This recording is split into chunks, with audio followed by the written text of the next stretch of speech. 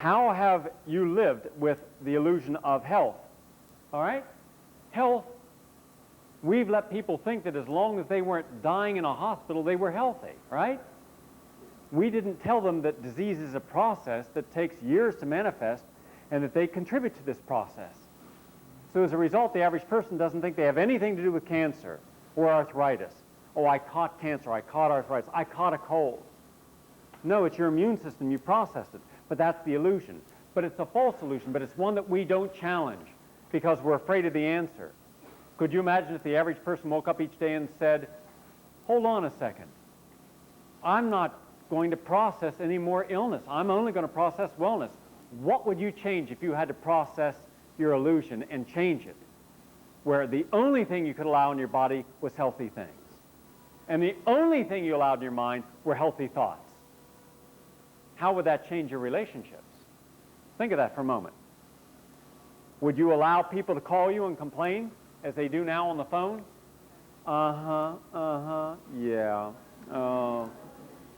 Well, that's terrible.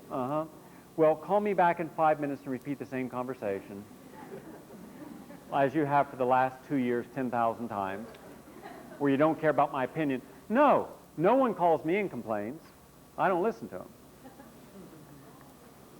If you call me, I don't care who you are, any member of my family, you call me, you better know that I respect my time. I don't like time bandits. And immediately challenge any time bandit. Put a limit on the time that you're going to allow someone to take of yours. It's my day, it's my life. I'm not going to allow people to take my time. Yes. Diddums take all your time away. Well, it's my friend and she's complaining and she's got a bad relationship. Well, let her end it. It's her relationship, you know. Did she take your advice? Well, no, but she wants to use me as a sounding board and... All right. I give a certain frame of time. I say, if you really want my advice, ask me for it and then I'll give it to you. They tell me the problem in 2 or 3 minutes, 4 minutes. I give them the answer. That's it. Boom. You do it or don't. Don't call me back about that problem. I don't want to hear twice on any issue, ever. You know? You don't want to take my advice, don't call me. That's it. You realize a lot of people don't call.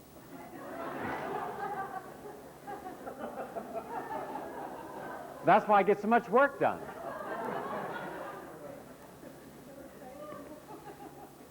No, because it's so unexpected. Gary, why can't you be like everybody else? You know, we whine, you whine. You know? Nobody wants to change anyone when they call you. Let's face it, how many people call you because they really want to hear what you have to say? Do they? They call you and say, I really want your advice because I respect it and I honor it. I honor the time I'm going to take of yours, so I'm going to take very little time.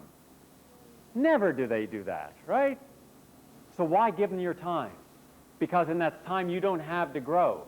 You don't have time to actualize your own life. You've allowed someone else to steal your day. And how many times do people call you with negative thoughts and negative energy and expect that you should accept their negativity? Right? They're dumping on you. Woe is me. I'm a toxic dump site. Dump on me. I'll take all of the pain in the world. No. Hey, you want to share something with me? Make it positive. I'll take your love, your happiness, your joy, but I won't take any of your negativity. All right? I don't earn it. I didn't deserve it. You deal with it. Now, you want my advice how to deal with it? I'm there to help you. But I'm not there to accept abuse.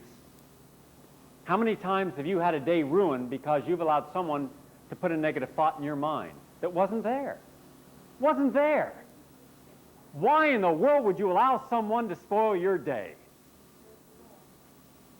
Some jerk comes up and starts pounding on my window when I'm at a car because I'm not moving fast enough, spits on the window. I just wave, have a nice day. He was flabbergasted, his veins bulging out to here. You know, he was angry, he was screaming, he was frothing at the mouth.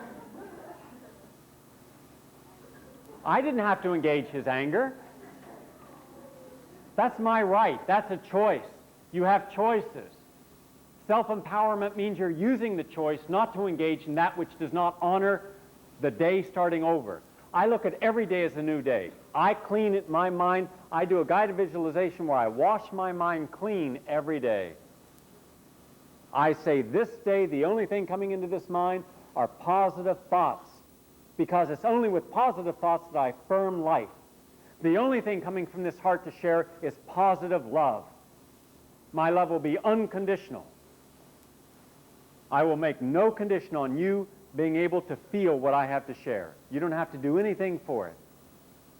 I will not ever allow anything into this body. I had lunch today with some people, and they're eating, and the guy says, well, nobody can be perfect. I says, it's not a matter of perfection. He says, well, you got to cheat sometime. I said, I never cheat. No, everybody cheats. Well, I'm not everybody. I don't cheat, and I don't consider myself special. I consider myself what should be normal. I said, why would I eat something that is going to hurt me? I mean, do you get up in the morning and take a pin and stick it through your jaw? Now, I think you should. And I'll tell you why. Why? Because if that stopping of a natural process from coming out would focus as a metaphor on what you're allowing to contain in you that should be out, it's no different than you taking something you shouldn't be putting in and putting it in without any good reason for it to do anything in you except to hurt you.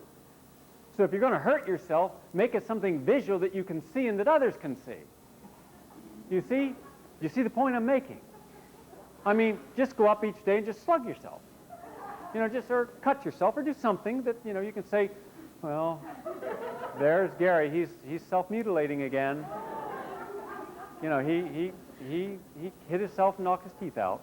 How's that feel, Gary? Hey, felt good. I needed it. I needed it. What's the difference of that in drinking coffee or drinking alcohol or smoking a cigarette or taking a drug or eating something you shouldn't have eaten? What's the difference? One, you think you're getting away with it. All right? You've done it in a surreptitious way. I believe that if we make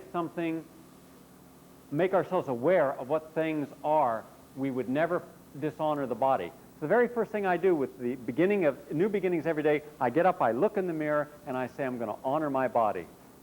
Nothing will come into this body today that does not honor it. I then honor my mind. The only thing coming into this mind will honor it. Intellectual growth, I'll make time for it. Emotional growth, I'll make time for it. Spiritual growth, I'll make time for it. What will honor my heart and spirit? Service to society. So in every day, as a new beginning, I will reaffirm as a new beginning my right to help another human being and ask nothing in return. No, thank you, nothing. Because unless I can do it every day, I haven't lived that day. I haven't honored the day. I will use no excuse that, oh, I'm too tired, I didn't think about it. Then you're not thinking about the reason you're alive today. I don't believe we could give ourselves the excuse of wandering through another day. What'd you do today? Nothing. What'd you do this week? Nothing. I just worked, went home, watched television, ate, went to bed. Well, then you didn't live. You mean you got to live? Well, yeah, you got to live. What do you got to do? Well, you have to do something with your life. That's the higher ideal I'm talking about. So unless you keep focused on the higher ideal, now, give the ideal an image. Look at it like, just one suggestion, like a sculpture. You're going to sculpt life. You're going to sculpt an ideal for yourself. A sculptor and a painter have to keep looking at a blank canvas or a piece of marble as they start to put lines on and chip away. But they see it as it's going to be complete the very first time they see it. It may take them a year, it may take them 5 years, but you must always keep the image alive and clear of what you want. That's the dream. Don't wake up in the morning and look at anything other than your ideal. Because if you look at anything else, if you look at the headlines, if you listen to the headlines, they're all negative. None of them support life. None of them. No network, nothing supports life. Nothing supports optimism. Nothing supports positive growth. It's all negative. It reminds us of how bad things are. So then we start to think that we're incapable of changing because the world is a terrible place and nothing can be trusted and we can't be vulnerable. And so we go back to the old image. And all we see that day is the image we've seen our whole life instead of seeing something new. So everyone I look at that day, I look at them as if there's a new potential. If I see someone I want to speak to, I'll go over and speak to them. If they don't want to talk to me, they'll say, I don't want to talk to you, get lost. I say, okay, fine. I don't feel bad about it. I don't look at it as rejection. I look at it as, hey, then they don't know what they're missing. Right? They're the ones who lose, but I haven't lost. Remember, you're never less for trying to be more for another person, and they're never more for being less to you, ever. So never fear taking a chance to experience your life. Otherwise, people say, well, I don't have any healthy friends. I mean, it's okay for you. Yeah, I have healthy friends. I don't have sick friends because I don't want sick friends. I don't want friends who are just moaners, complainers. What's the purpose of friendship? To have fun with another person, right? Well, no, Gary, I mean, that's all right with you, but you're not a friend of Woody Allen and Mia Farrow. I mean, now that's the real friendship. Sit around Upper West Side restaurants talking about child abuse. No, that to me isn't a hip way of living, right? I see no joy in sitting around talking about chronic problems. Well, we have an intense relationship, Gary. Really, why? Well, you're kidding. No, I'm not kidding. Why do you have a tense relationship? Well, it wouldn't be serious if it's not intense, right? If there's not volatility and anger and constant challenging and a few high points and a lot of low points and trying to manipulate each other and trying to make each other feel guilty about not compromising each other's needs and making everything seem like a French film. Give us a break. Ban French films and Jerry Lewis in the process. I mean, God, they're so intense. They never laugh. No, there's nothing to laugh at in France. The whole idea of a relationship is to enhance your life. And if it doesn't enhance it, let go of it. Let someone else enjoy that. I only want people in my life that I can find enhance life, that I can share the joy of life. I have no, and by the way, there's no shortage. Well, Gary, it's easy for you to say, but I don't have the courage to make any new friends. And I've committed myself to this relationship. I've worked on this relationship. You realize how many years of suffering I put into this relationship? I can't give this up. I've got too much pain invested. What would I do without it? I don't know how to communicate without my pain. There was a story once of a man who had lost his key to his house. Some of you have heard this, others haven't. And so he's looking all over the street. And so a nice stranger walks by and says, "Can I help you?" He says, "Yes." He says, "I've lost my key." The man gets down and they look. For 3 or 4 hours they're looking on the street. And the man said, "Maybe you didn't lose it here." He says, "No, I know I didn't lose it here. I lost it over in the alley." The man says, "What are we looking here for?" He says, "Because it's better light here." Do you see the metaphor? We're terrified to get out of our comfort area. We don't look at where our problems are, and we don't look where the solutions are. If you keep looking in the wrong place, and you keep seeing the wrong people, and if you keep hearing the wrong things, then stop looking there. Look someplace else. There's no shortage of wonderful, beautiful human beings. There's no shortage of functional human beings. We have a plethora of human beings whose lives work. But you're going to be attracted to that which is like you, unfortunately. So if you're in misery, you're going to find misery. If you're intense, you're going to find intensity. One of the very first things I look for in another friend or another person is someone who can share the joy of living that I have from their perspective. If I can't find someone who has that in common, I have nothing to share with them. What am I going to share? Sitting around talking about the difficulties and problems of relating in life and work and family? No, that doesn't solve anything. The way you solve something is you deal with it. I never complain about anything, ever. I deal with things. I just deal with it. And what I can't change, I change my perception of. And that's one of the joys of life. If I can't change something, I'm not going to let what I can't change affect how I feel. I'll just simply say, I can't change that, okay, but I can certainly not be offended by it anymore. I have that right.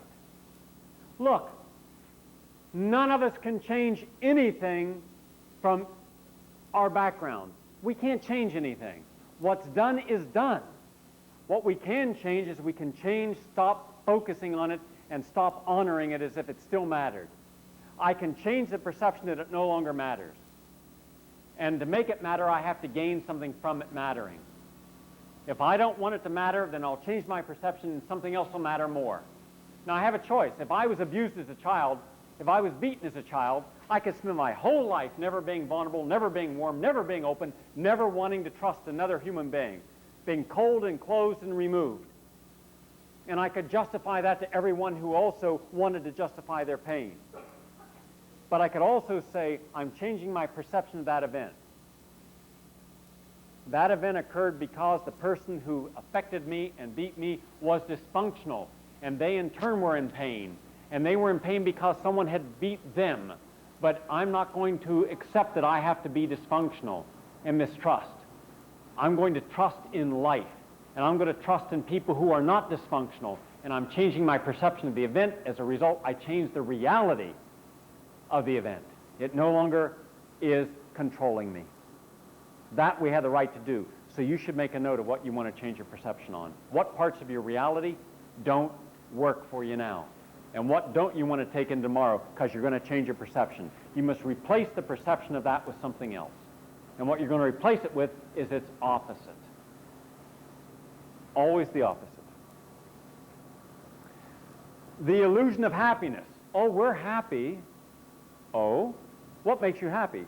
Well, we're together a long time, and we've learned to adapt to each other, and we know each other perfectly.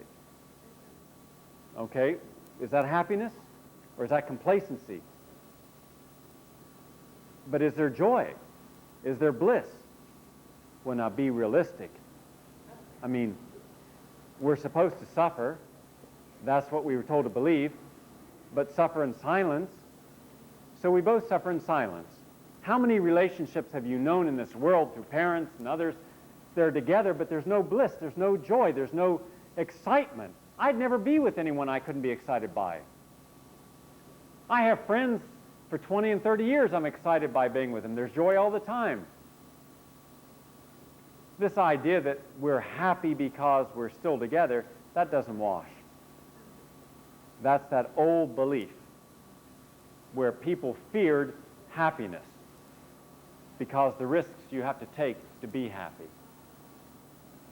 Love, the illusion of love. Most people confuse love with need. I need you. Let's make love. No, you're having sex. Well, I'm falling out of love. No, your codependent relationship is ending. It's the most abused word in the vocabulary. We shouldn't allow people to use it until they've taken an automatic lie detector test that they carry around in their brain that says, I'll be honest when I use it. It should be rationed for those who understand it. We do so much harm with it. We're nobody unless somebody loves us. We've made it feel as if the whole reason to be in a relationship is to prove that we're lovable. So people do all kinds of things to compromise their basic values to gain someone else's attention and respect. Love is something that comes from inside the self. It's not something you're given. It's not parceled out. There's no limit on love. The more you love yourself and love life and trust yourself and trust life, the more you're going to radiate a light. People are always drawn to the light because without love and without the acknowledgement of your own capacity to love, you live in the cold darkness. So someone who's filled with love always has joy, always has laughter, always has an upbeat attitude. And we're drawn to that because it's so opposed to what so many people feel. They feel they're lucky if occasionally they get a sign of love. Love should be manifested every day, in every way, and can be. When you're starting over, You must start with the idea that you're going to love self unconditionally. No more self-bashing. No more. Every time you're going to start to self-bash, you must stop the process and say, hold on, I've got a choice. Love yourself. Job and security. The illusion that as long as we put in our time and didn't complain, we'd have security. We've learned the hard lesson of that in the last decade. The only way to become secure is to continue growing. Those people who continue to grow and became self-sufficient, those people today are secure. And the others who said, I'm not going to take any more classes, I don't want to go back to school, I've got my job for 30 years.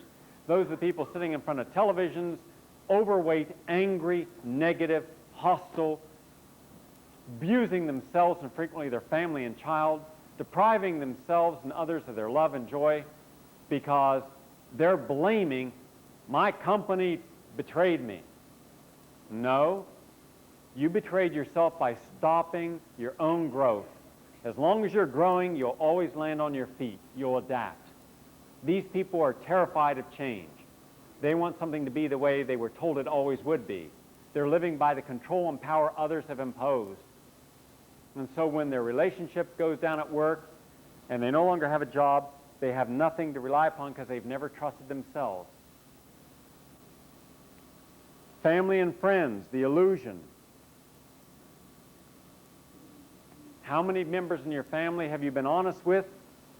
And your friends, how many friends are real friends and are there as people to share something with, rather than you think you have friends until one day you look at what a real friend is and you find they're not real friends.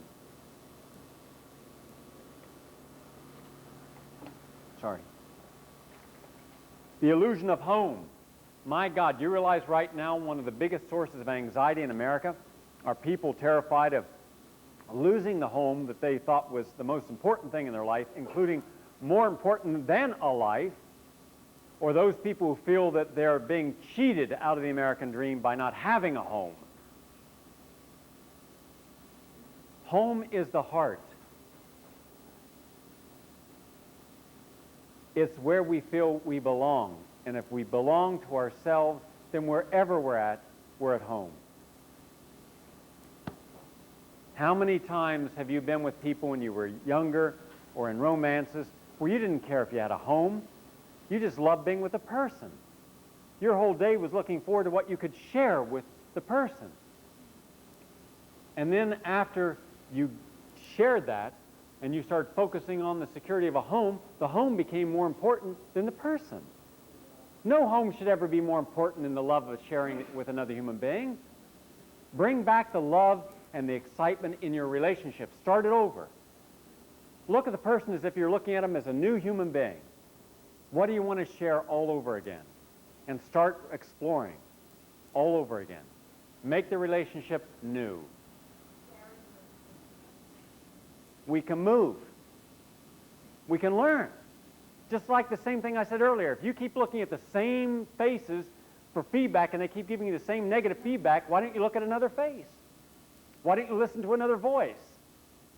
If you go to 10 doctors and they all say you have terminal cancer, you're going to die, are you just going to die?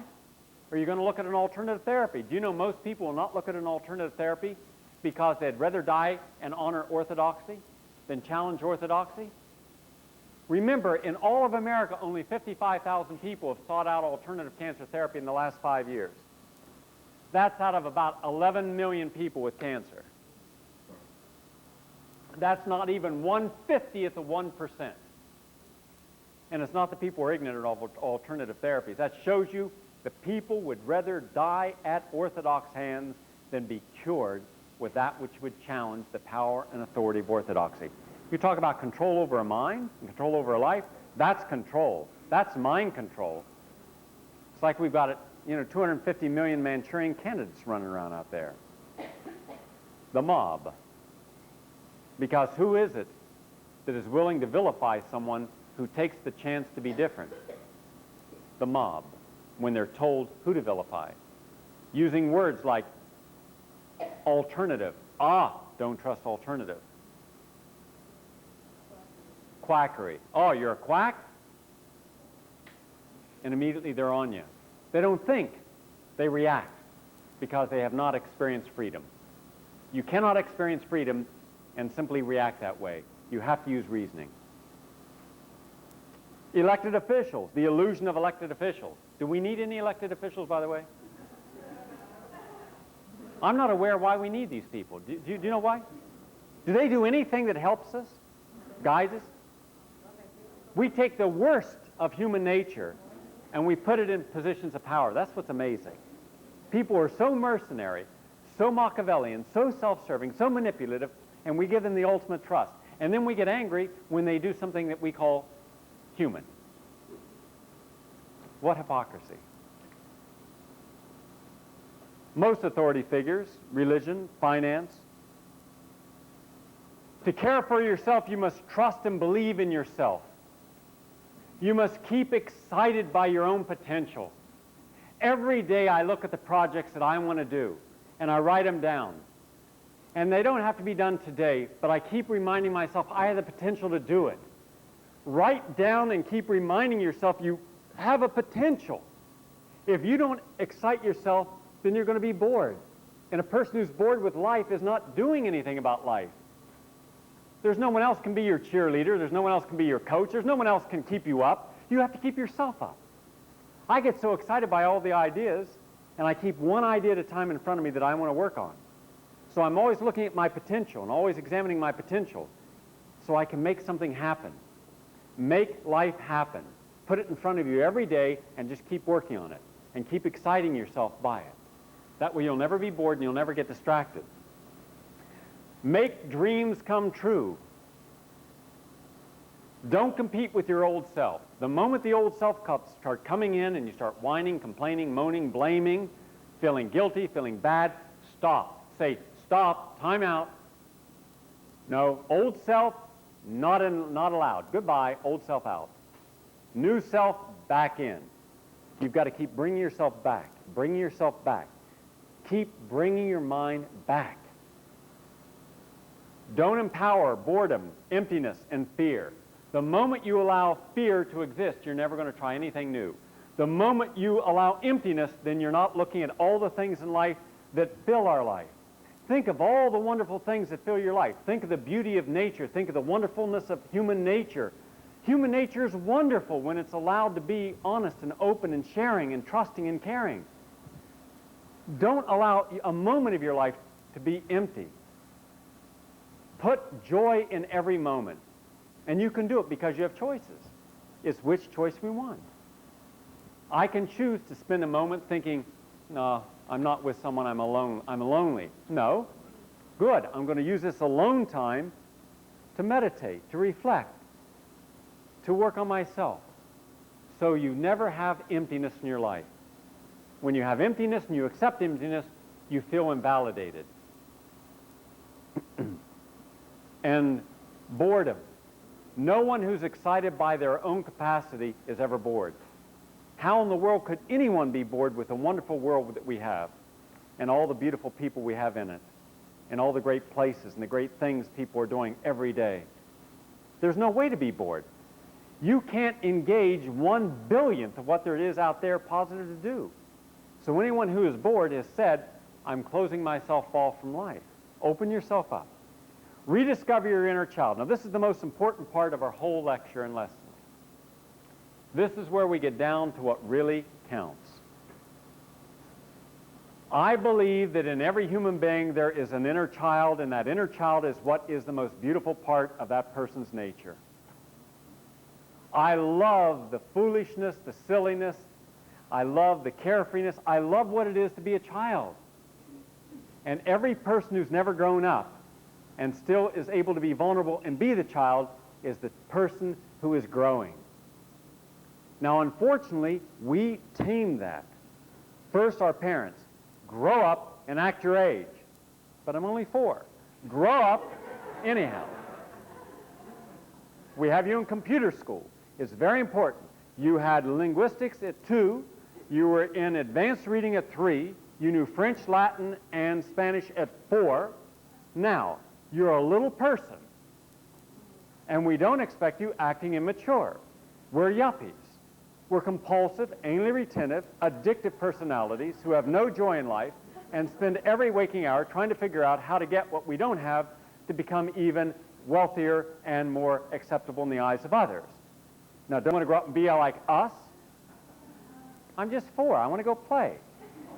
There's no time to play. Do you see us playing? Do you see your mother and father and I playing? We come home, we bring our work home with us.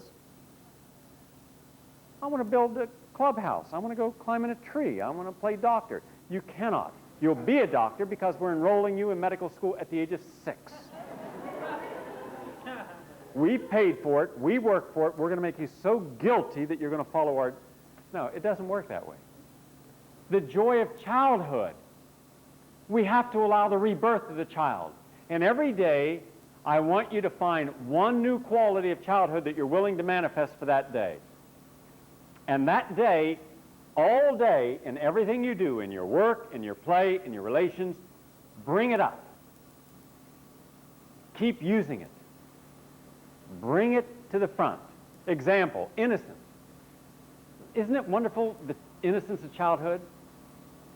They're innocent about everything. Well, you can be innocent. I don't care what's happened in your life. You haven't lived all there is to live in life. So what you haven't lived, re-experience as innocence.